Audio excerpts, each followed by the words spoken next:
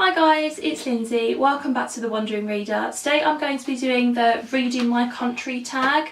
This is a new tag that was created by Amanda and her channel is Cook Read Create. I'll link her channel and the original video down below.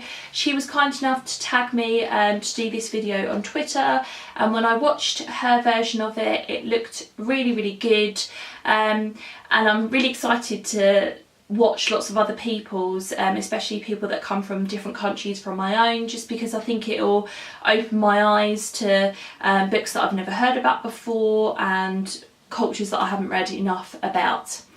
So there are 9 questions in this tag. Let's jump into the first question. So I've got my little notebook here. Question number 1 is, what country are you going to talk about? And I live in the UK, so I'm going to be talking about books from the UK. Question number 2 is, what is your favourite childhood book from your country? And I've mentioned this book a couple of times on my channel before, but I'm a big fan of The Secret Garden by Frances Hodgson Burnett.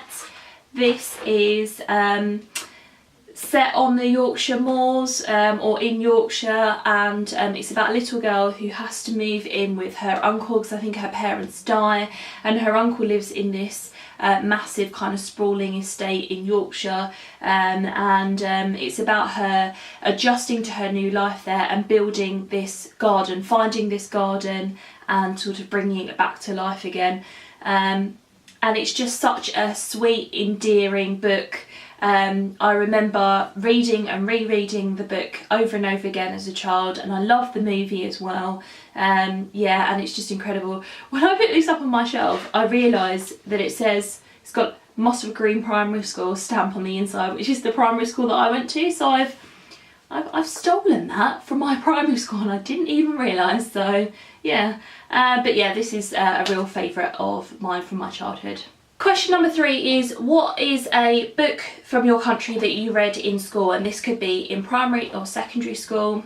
So I was kind of thinking about this question and thinking about the fact that in primary school we used to have carpet time where our teacher would read us a book.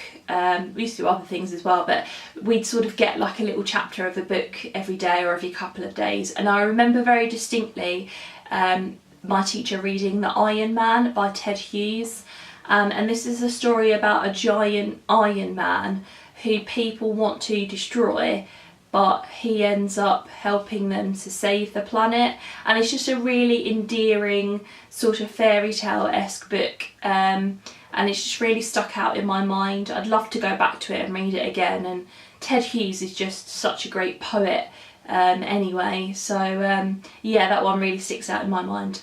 Question number 4 is, what is a book set in your favourite area of the country? And I haven't actually visited an awful lot of my own country. Yeah, if we go on holiday we tend to go abroad, so it's a bit of a shame really, but I do love London. I love going to London, I love walking around London. One of the books that is set in London that I really love is Monica Ali's Brick Lane.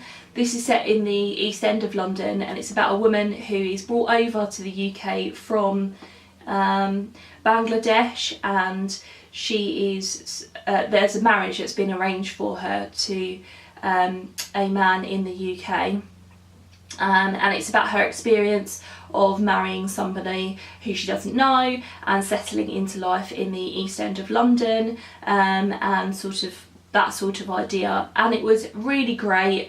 Loved this book. I've read it ages ago now, but reread it I think a couple of years ago, and liked it just as much. And yeah, I think I like books set in London so much just because I've spent such a lot of time in London, so it's kind of nice reading about an area that you're very familiar with. But yeah, this really brings to life the East End of London for me. Yeah, and it's fantastic. Question number 5 is, what is a historical fiction book that's set in your country? And for this one I'm going to go with The Essex Serpent by Sarah Perry. I still haven't read this, I know, but this is a favourite on BookTube, and this is actually set in Colchester, which is the town near where I live now, so it's very close, set very close to me, and this is about a woman whose marriage breaks down, or does her husband die? no, her husband dies. Set in 1893, she moves from London to Essex and gets kind of caught up in this myth or this story about a serpent that lives in the local estuary or the river. So it's kind of like a mystery, but also it's about her getting her life back together after her husband dies. So yeah, I've heard nothing but great things, and because it's set near to where I live, I really should get around to reading it. Question number 6 is, what is a book by an Indigenous author from your country? And this question doesn't really apply to the UK, so I'm going to skip it. Question number 7 is, what is a classic book from your country?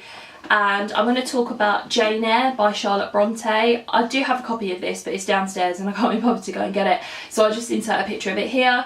I've been reading this, I've been reading it for quite some time now. I'm sort of about halfway through it now.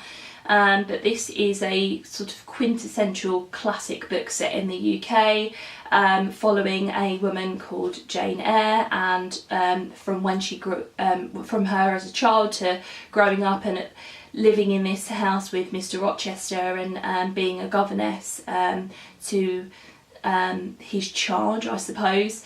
Yeah, and it's about kind of what goes on in that house. Like I said, about halfway through is really enjoying it, and yeah, if we think about classic books from the UK, Jane Eyre's got to be up there as one of the ones that's always mentioned. So there we go. Question number 8 is, what is a book from your country that you haven't read but you would like to? For this one, I'm going to go with The Silk Weaver by Liz Trunell. I hauled this a few months ago. I went to a Waterstones event where she came and she spoke. She is a local author to me, so she lives in Essex. And this is set again in the East End of London, so kind of got those London vibes again. And this is so set in 1760 in Spitalfields, and Anna Butterfield moves from her idyllic Suffolk home to be introduced into London society, and she encounters a French silk weaver and gets kind of drawn into the silk weaver world. Liz Trunell's family are traditional silk weavers, so she obviously knows quite a lot about that industry. So yeah, I've had this for a while now, and I really want to get around to reading it. And then question number 9 is, what are some of your favourite books or authors from your country? And I've got 3 here that I want to talk about. The first one is The Bitter of Suburbia by Hanif Qureshi. This is again set in London. This is about a teenager growing up in suburban South London in the 1970s, and he is either his parents are immigrants or he's an immigrant, and it's about sort of his experience of growing up at that time. I wrote my dissertation on this and a couple of other books, yeah, and it was great at the time. I haven't reread it since, but I suppose I really should. But yeah, this is one that I really enjoyed. The second book that I want to talk about is The Poppy Factory by Liz Trunell. This is another historical fiction book by her, and it's the first one that I read from Liz Trunell. This one tells the story of a woman whose husband has been in the First World War, so centred around the First World War, just coming back from the First World War, but from a woman's perspective back at home.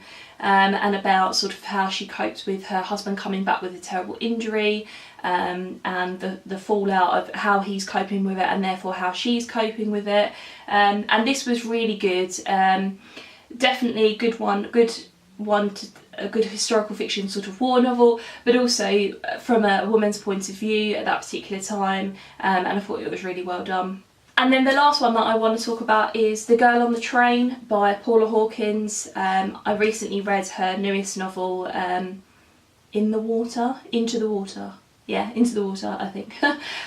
But this one I really liked too. So this is set in London, I think, or yeah, she catches a train into London every day, Rachel does, and then she, on the way into London every day, she passes this house, and this couple live in this house, and then she sees something one day that is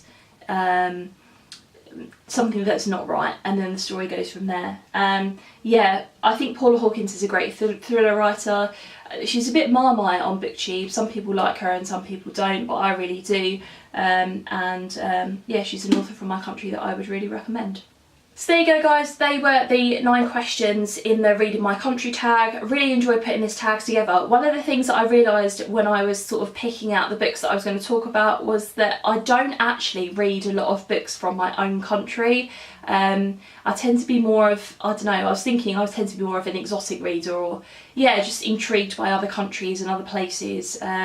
Always have been really, but I really should read more from my own country, so maybe that's something that I'll remedy next year. But like I said, I really enjoyed doing this tag, and I can't wait to see other people's tags as well. I think these are really great questions. So if you've got a comment about any of these books, or have you read them, have you got any recommendations for other books in the UK that I should read, or books set in London, because like I said, I really like books set in London, I'd love to have a chat with you in the comments below.